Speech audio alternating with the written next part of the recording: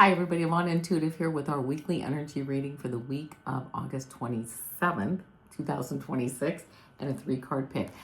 For entertainment purposes only, and please like, share, and subscribe as it really helps the channel.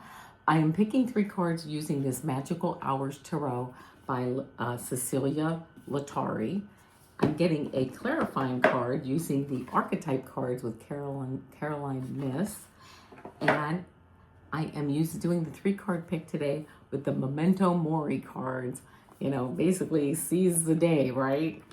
Why not? So, without further ado, let me get to shuffling. Let me clear some of these boxes out of the way. There's one, okay. And let's see, what do we have for the week of August 27th, 2026? Please note that this is for entertainment purposes only. If it resonates with you, that's fine. And if it doesn't, that's fine too. If you're new to the channel, I will pull 3 cards here. And I'm going to pull a clarifying card, and then we'll go over those in depth. So it takes a second here to get started, but then there we go. All right, August 27th, 2026.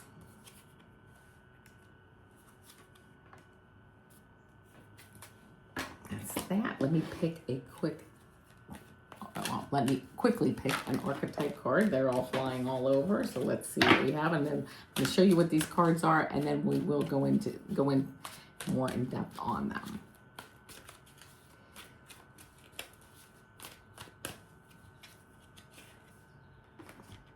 All right, here's the cards I got. 7 of Cups, the first card. 5 of Pentacles, and then 9 of Pentacles. And then the clarifying card I got is Detective. Ooh, very interesting. So let's see what we have here. For the 7 of Cups, what does it say? Let's see.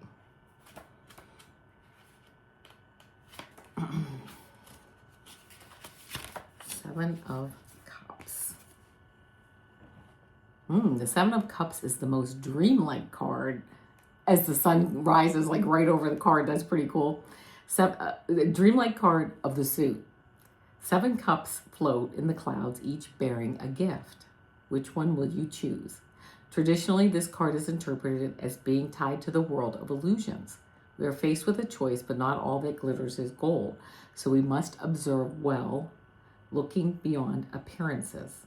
I like to expand the interpretation of this card to the power of dreams, even when we have to make an important decision. How necessary it is to keep our eyes wide open to include the fantastic vision in our lives. How often we forget that. The legacy of the previous card, the 6 of Cups, lies in this interpretation. We must let our childlike side be free to dream and imagine all the possibilities life has to offer. So that's our first card. I love it. Then we get the 5 of Pentacles. You know, and it's almost, as I was reading that, it's almost like the detective card comes up. We kind of have to be a detective, right? So, okay, 5 of Pentacles, here we go. The test to overcome in the 5 of Pentacles cards is misery, which can be material, yes, but also of another nature. Here we find the moments of hardship when we feel vulnerable, far from our safe place, perhaps at the mercy of bad weather. A light shines behind us, though it does not seem to welcome us. The card's strength is inherent in the secret that although we are experiencing a moment of difficulty, it shines a sharper light on who or what can help us and provide us with an alliance. 2 people here support each other. Although they are going through a storm, they can rely on each other. Could this be real wealth, being together while going through hardships? It's beautiful. And then we have this 9 of Pentacles. Okay, here we go. 9 of Pentacles. Love this artwork, by the way. The independence recounted in the 9 of Pentacles is chosen, attained, and treasured. It is a solitude in which we are not alone or lonely. The person who inhabits this card is fulfilled and happy in her garden with a hawk accompanying her, pausing for a moment on her shoulder. She is completely content, immersed in her world. She reveals to us that we can be happy even if we do not share everything with others. She is the antidote to the social networking algorithm, the one who fully enjoys the fruits of her beloved meadow. She is someone who is enchanted by what she has because she has achieved it all with much dedication, work, and commitment, as we saw in the card before. It is not a hermetic solitude, but rather a time and place to recharge, to regenerate, while being in contact with the essence of who she is. Beautiful. I love that. Then we get, of course, our detective card. And let's see, light attributes.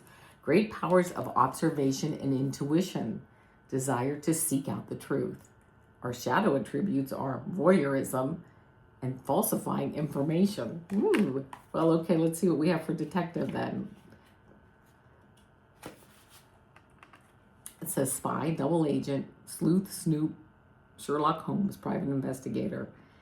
Seeks out information that supports solving crimes. Combines great powers of observation with highly evolved intuition. The spy is associated with superstitious acquisition of secret information regarding politics, business, or national security. Shadow detective manifests as voyeurism, falsifying information, or selling out to the highest bidder. Examine your passion for using your powers of observation to get at the truth. I this is very interesting, right? We have all these options in front of us with the seven of cups. We have all these options, but which options work for us, right? Which options are the best for us? Which options aren't, like a negative option, right? Who wants to pick that?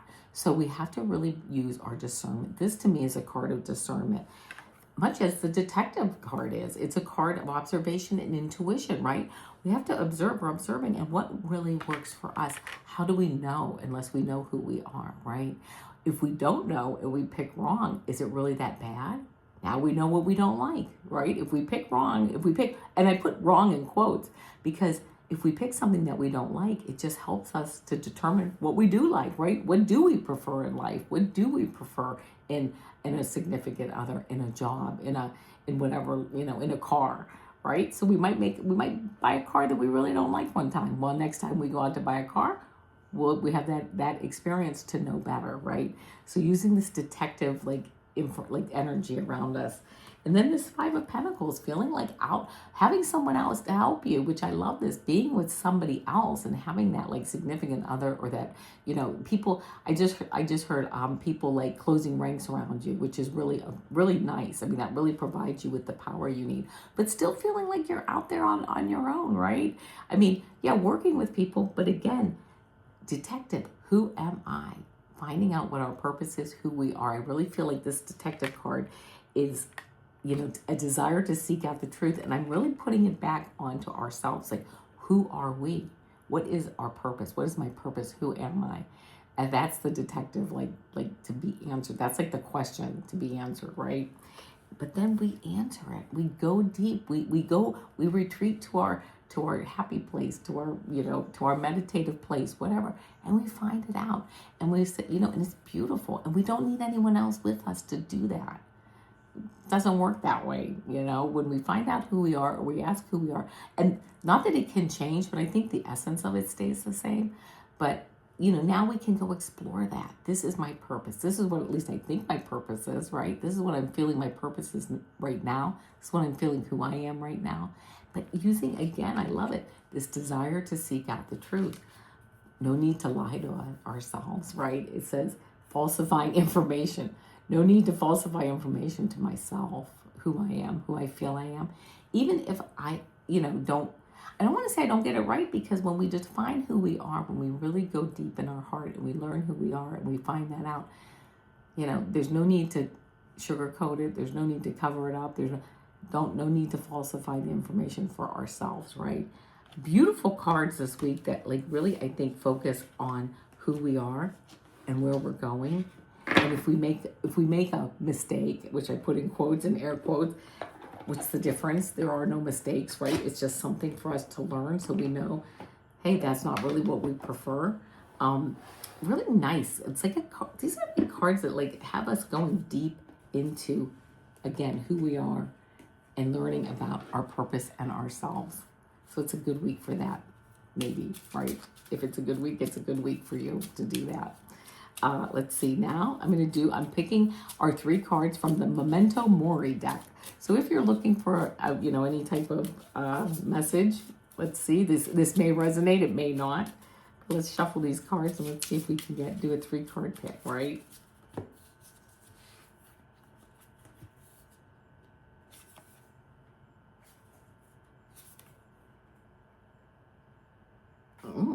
Very interesting cards here.